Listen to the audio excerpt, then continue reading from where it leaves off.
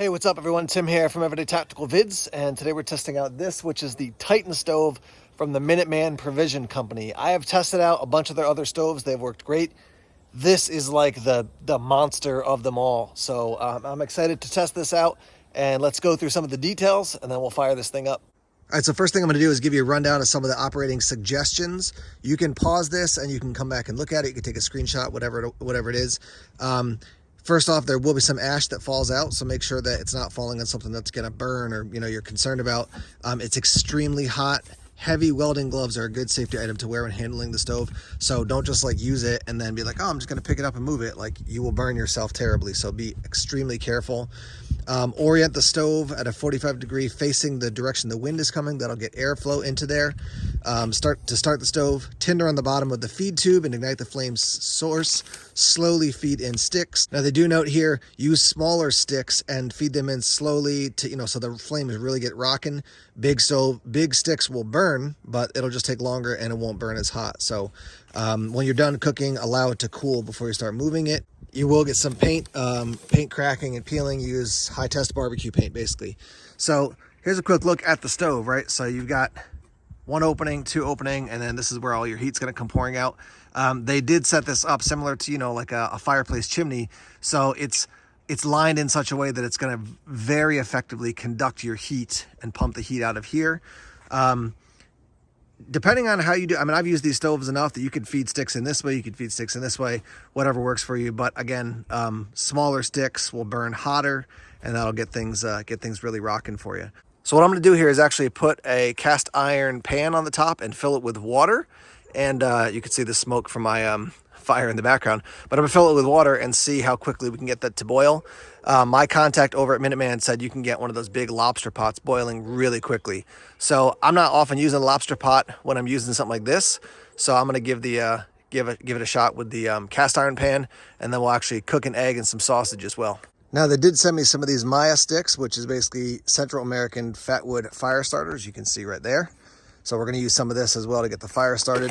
And then I just grabbed a bunch of sticks. This is a mix of maple and some pine as well. All right, so let's get this match lit. See if we can get some of this fatwood going here. Get the fatwood going. Let's put that in there. Toss the match in, why not? Start feeding in some of these smaller sticks. See, sometimes I toss them in the top, sometimes I toss them in the bottom. I can tell you that the wind is coming this way, so it's already starting to, the airflow is just what I'm wanting at this point. And you can see how small these sticks are, definitely not huge, as I'm starting to feed them in here. Also, you don't want to be overly aggressive and drown out your fire, so make sure you let it get going as the sticks are being fed in there. And you want to get that intersection, that the chimney basically warmed up nicely.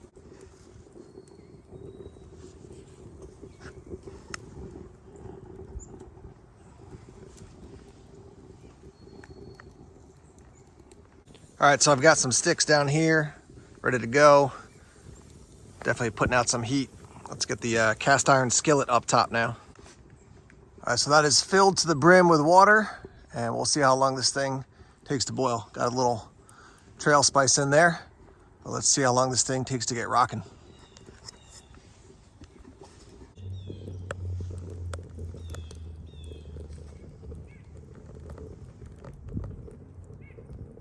Let me tell you two things I've seen so far. First off, using those smaller pieces, way more efficient than putting even, pieces that big in. Use smaller pieces and just keep feeding it in. That really gets the flame rocking. The second thing is, I've noticed a clear difference between using something like pine and maple. That maple just really gets it rocking. So obviously if you don't have it around, then it's gonna be a little bit of a challenge, but a hardwood, it's gonna get rocking more quickly. So we've almost got a boil on the top there. Yeah, a couple more minutes, I would say. All right, rolling boil achieved.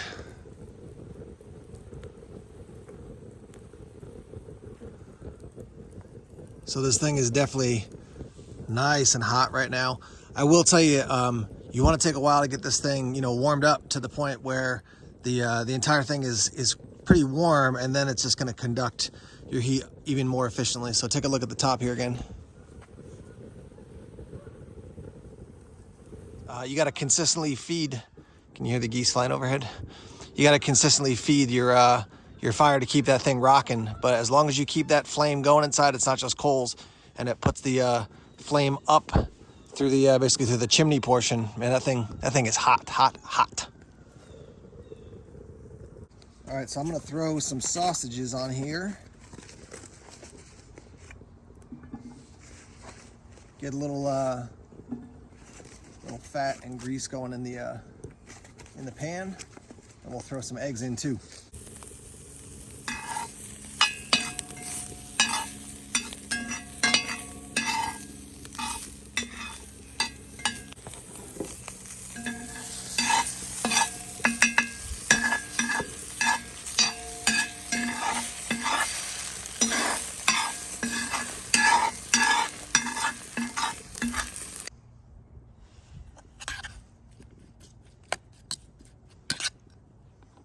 All right, I'm gonna eat some of my chow here. So one thing I can tell you that over time you'll learn, as I'm learning, about heat regulation, right? So if you want to drop the heat for boiling, you want that heat really high. For cooking some eggs and sausage, you're gonna want to bring the heat down a little bit. So it cooked the eggs, dropping the spoon, extremely quickly. So just be aware of that, less heat, more heat. You'll figure that out as you kind of work through it. But that thing pumps out some heat.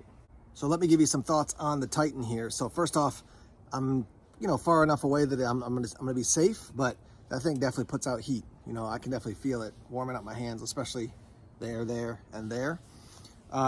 Yeah, I mean it pumps out the heat. Let's just say, as far as probably an obvious observation, this is not meant for like bushcrafting and backpacking to go way off into the woods with this thing, unless you got a pack mule. Putting this in a car, keeping it at your house, emergency, a way to get a fire going for heat if you're close to it, but mostly for cooking. Yeah, this thing's awesome. I mean, this thing it's built like a tank. I've seen their other ones, they are built really well. This one is the most impressive so far. It's just a bear. Like I said, you'll learn about heat regulation as I am learning about heat regulation. More heat, less heat, depending on what you're trying to cook, boil, etc. But yeah, I mean, it's built super well, extremely well insulated inside, so that it's really going to be pumping that heat up and out. You want to be careful now. Like, I can touch the handle, but I wouldn't want to pick this up and carry it. That thing can get really, really hot. So just be cautious after you use it. Let it cool down for a bit, and then you want to empty it out. I'll show you real quick here. You can see there's some of the ashes that are going to start coming out of the bottom section there. So just be aware of that. You may want to put a piece of tin foil. It'd be a great thing just to like have a piece of tin foil that you can stuff inside, take it out, put it underneath, collect the ashes after.